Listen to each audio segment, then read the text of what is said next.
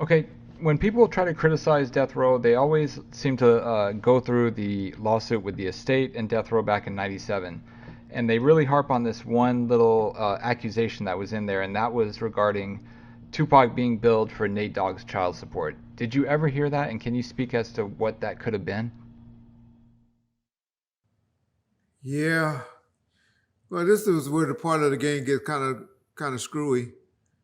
And so Nate Dogg appeared on at least two or three songs with Tupac that I know of on All Eyes on Me. Uh, you know the names offhand, John? Scandalous is one of them. Um, All All about. About You is one of them. And there may be another one, but I'm not positive at the moment. But I think it was those two, just those two. Okay. And then Tupac had a song, I believe, on Nate Dogg version of the album that we did. Was it Let Me Never Leave Me No, Alone he or had on the album you guys were gonna put out. He had a song with Tupac featuring Tupac called "Me and My Homies."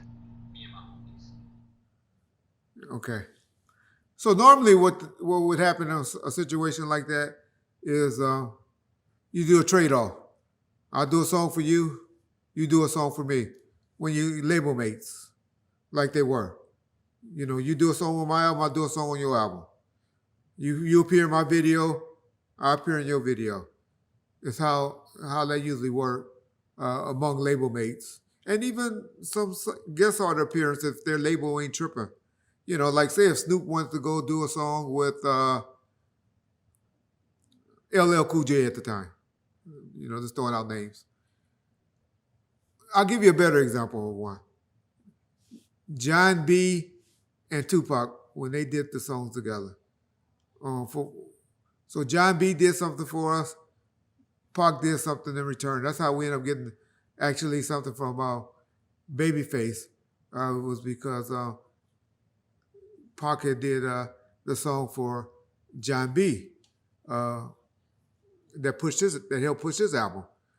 And so you do trade offs like that normally because they're not really about no money, no big fee. Now they go get their mechanical rights and all of that, their writer credits and all of that. But you usually don't ask for a fee to appear and come and do that to do those songs. But you can. And some people will do it right now. You go, I think on Snoop, I saw an interview where he said, shit, right now he charging $250,000 to go and guest appear. And if you want me to do a video, it's going to be another 150,000 or something like that. So that's how the game is now. You know, but usually for label mates, you trade off. Now I know Tupac and Nate Dogg was a label mate, so you'd be like, okay, well, why the $200,000 fee? So Nate Dogg never did an album or never got an album released on Death Row. So how do a company justify giving up $200,000 to an artist that haven't did any albums, other than giving them their monthly advance and their living expense usually was their car and house insurance. And usually was taking care of your cell phone bill, which was y'all can imagine what a cell phone bill was back in the 90s. Y'all have no idea. I mean, mine was 3,000 to 3,500, and and that was just talking from 7 p.m. You know, because you know you have, but y'all don't know about that. Y'all too young. But what happened was that was just a way. Nate Dogg had got a lien, a child support lien, and we couldn't give him any more money, and so we charged Pac the $200,000 to for him appearing on those two or three songs that he did uh, with Pac that Nate Dogg did, and that's how they got built. And all that was is when the estate had to pay him once they settled up with the family or whatever. That was just a less amount that they had to give because everything is an advancement, not a fee. Everything is advanced towards something that you know going to earn or did earn. So speaking of, artists not putting out, records on the label, um, I don't know if you've seen this recent interview on Art with Danny Boy, and he kind of speaks about how he's upset with Suge and he's upset with Snoop, and he's upset with Death Row in general because he feels like he, should be given more than what he's got. Can you speak to that a little bit? Yeah, man, you gonna make me not be able to get an interview with Danny and Jewel. But anyway, uh, we'll let it stand. The record stand over there with Art Channel. Oh boy, yeah, I'm surprised that Danny spoke like that on Suge. I had heard that they were back talking. I had heard that he had talked to Suge recently while on the phone while Suge been in prison within the last 3 or 4 months.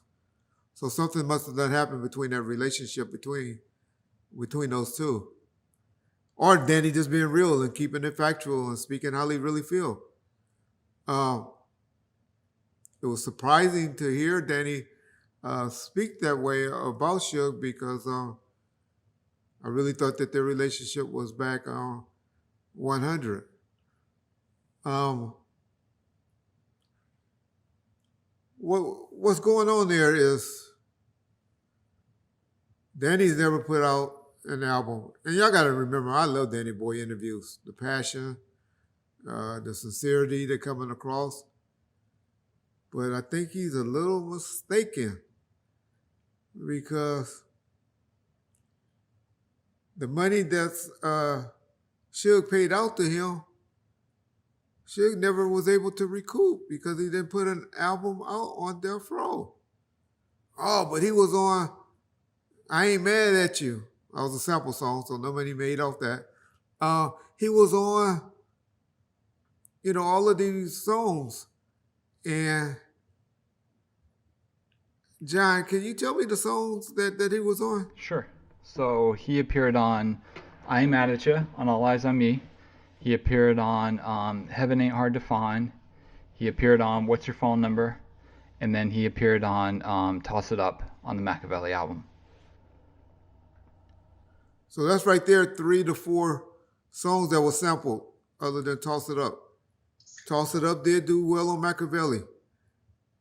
Okay, but those 4 songs that you just named all get paid by the estate, Tupac estate, because they were all on either Machiavelli's or All Eyes on Me. Now, I know he got 2 songs on Gridlock soundtrack. I know he got the single Slip Inside that was released as a promotional single. And then I know he has the song on Come When I Call with Jodeci on Murder Was the Case.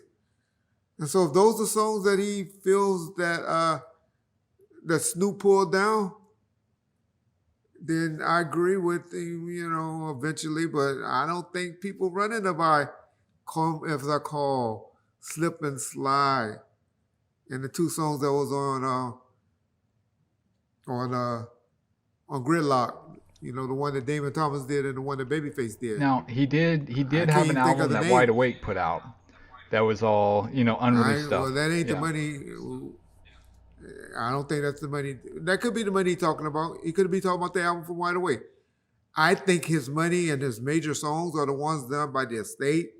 And I think he's blaming Snoop incorrectly because I know the state has control over those songs and not Snoop.